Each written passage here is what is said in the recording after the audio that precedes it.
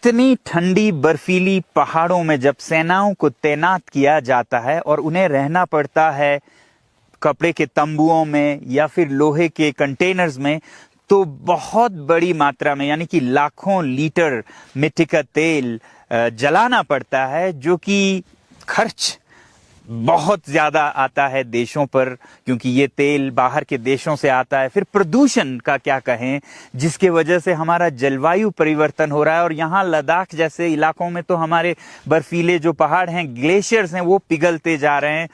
तो दूसरी तरफ फिर सैनिकों को कितनी दिक्कत होती है, आग के हादसे होते हैं और बहुत सारे जल के मरते हैं और बहुत सारे सैनिक तो ठंड से हताहत हो जाते हैं।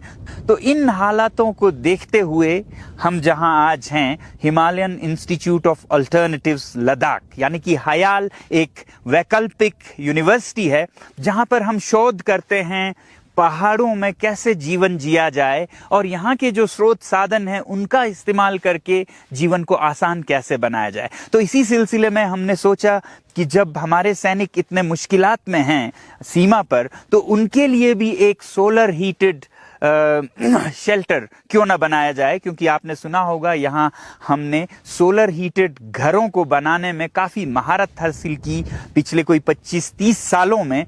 तो अब ये मोबाइल यानी कि उठा के जिसे हम ले जा सके ऐसे घरों में, यानी कि तंबू जो कि सोलर हीटेड हो, वो कैसे बनाएं। इसके बारे में मैं ज़रा सा बताऊं तो ये कोई 15 साल पुराना मेरा एक आविष्कार है, जो कि शुरू में हमने चांगतांग के जो पश्मीना यानी कि कश्मीर जिसे कहते हैं के चरवाहे हैं भेड़ बकरियों के, उनके लिए, क्योंकि वो खाना बदोश होते हैं, उनके लिए एक टेंट बनाया था। तो इस बार की सर्दियों में हमने ये देखा कि जो हमारे सैनिक हजारों में तैनात है गालवान की वादी में, वहाँ बहुत कड़ाके की ठंड पड़ती है और उन्हें बहुत तकलीफें हो रही हैं। तो हमने इस यूनिवर्सिटी में एक प्रोजेक्ट पे काम करना शुरू किया और प्रोजेक्ट था एक ऐसा तंबू, पैसिव सोलर हीटेड टेंट बनाने का, जिसमें कि हमारे सैनिक आराम से रह सकें और गर्मी सूरज से हो और न तेल का खर्चा न धुआं हो। तो इस पैसिव सोलर हीटेड टेंट का जो ये आप प्रोटोटाइप देख रहे हैं, इस पे तकरीबन 1 महीना लगा हमें। तो ये सोलर टेंट अंदर से कैसा है और काम कैसे करता है, उसे देखने जाने से पहले मैं आपको जरा सा बताऊं कि ये कैसे बना हुआ है। इस टेंट के 2 हिस्से हैं। एक आगे का हिस्सा जो कि ग्रीन हाउस हिस्सा है, जहां से सूरज की गर्मी जाती है, और जो पीछे का हिस्सा है वो स्लीपिंग चैम्बर है, जहां की सैनिक रात को सोते हैं। और ये बहुत हाईली इंसुलेटेड हैं, बहुत जैसे रजाई होता है उस तरह का, स्लीपिंग बैग की तरह है, और इस पर विंड शीटर वाटरप्रूफ कवर लगा हुआ है। और फिर ये जो आगे का हिस्सा है जो ग्रीन हाउस है, इससे हम अंदर जाते हैं।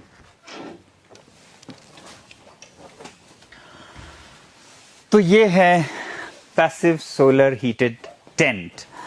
इस टेंट या तंबू के 2 खास हिस्से हैं, एक जो कि स्लीपिंग चैम्बर है, एक सोलर लाउंज यानी कि शयन कक्ष और विश्राम कक्ष।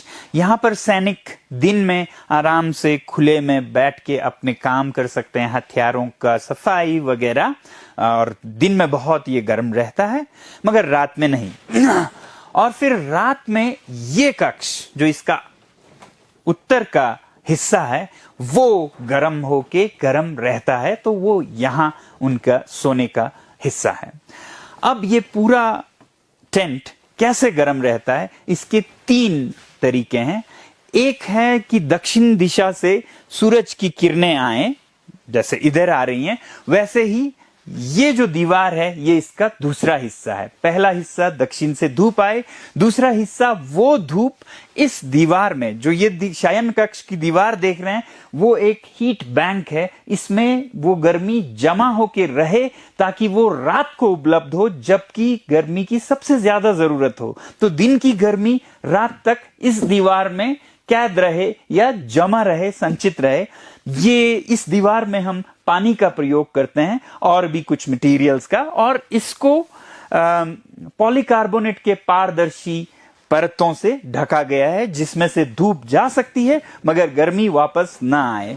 तो इधर फिर खिड़कियां हैं, यहाँ एक दरवाजा है और फिर उसकी दूसरी तरफ हम शयन कक्ष में स्लीपिंग चैम्बर में जाएंगे तो तीसरा हिस्सा है इंसुलेटेड कक्ष। 3 हिस्से हुए। दक्षिण से धूप का आना, इस दीवार में वो जमा होके रहना, और फिर रात को ये गर्मी बाहर ना चली जाए उसके लिए एक इंसुलेटेड चैम्बर जहां से गर्मी बाहर ना जाए। तो आइए हम शयन कक्ष यानी कि जो स्लीपिंग चैम्बर है उसमें जाएं।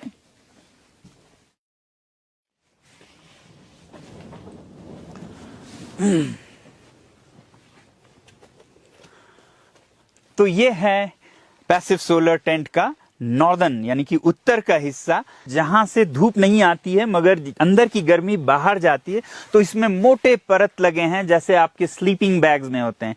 ये 4 तक परत हैं जो कि हम जिस जगह पे हैं, कितनी ठंडी है उस हिसाब से 1 परत लगा सकें, 2 परत लगा सकें, 3 या 4 लगाएं।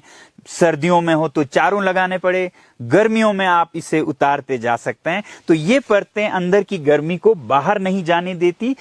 दक्षिण से धूप आती है, इस दीवार में जमा होती है, और फिर उस धूप को अंदर की तरफ तो आ सकती है वो गर्मी, मगर बाहर नहीं जा सकती। इस वजह से ये जो शयन कक्ष है इसका तापमान रात में भी काफी गर्म रहता है। जैसे कल रात को 10 बजे अंदर यहाँ पर 15 डिग्री था, जबकि इन दिनों बाहर की तापमान -14 के करीब चल रहा था। तो इस हिसाब से हमारा अनुमान है कि ये अंदर +10 से 15 के बीच रहे, बहुत गर्म भी न रहे, क्योंकि सैनिकों को तैयार रहना है बाहर -30 में लड़ने के लिए। तो +10 से 15 तक अगर रहे तो बहुत अच्छी बात है। इसी प्रोजेक्ट को अगर एक सरकारी लैब में एक रिसर्च प्रोजेक्ट की तरह किया गया होता तो शायद आधे से 1 करोड़ तक लग जाता। हमने यहाँ पर इसे बहुत ही कम खर्चे में किया और 1 महीने में डेवलप किया, और इसका खर्चा हमने सरकार से नहीं लिया, बल्कि ये जो परियोजना है ये मेरे अपने खर्चे से एक सेना के लिए भेंट या तोहफा के रूप में करने का हमने सोचा है।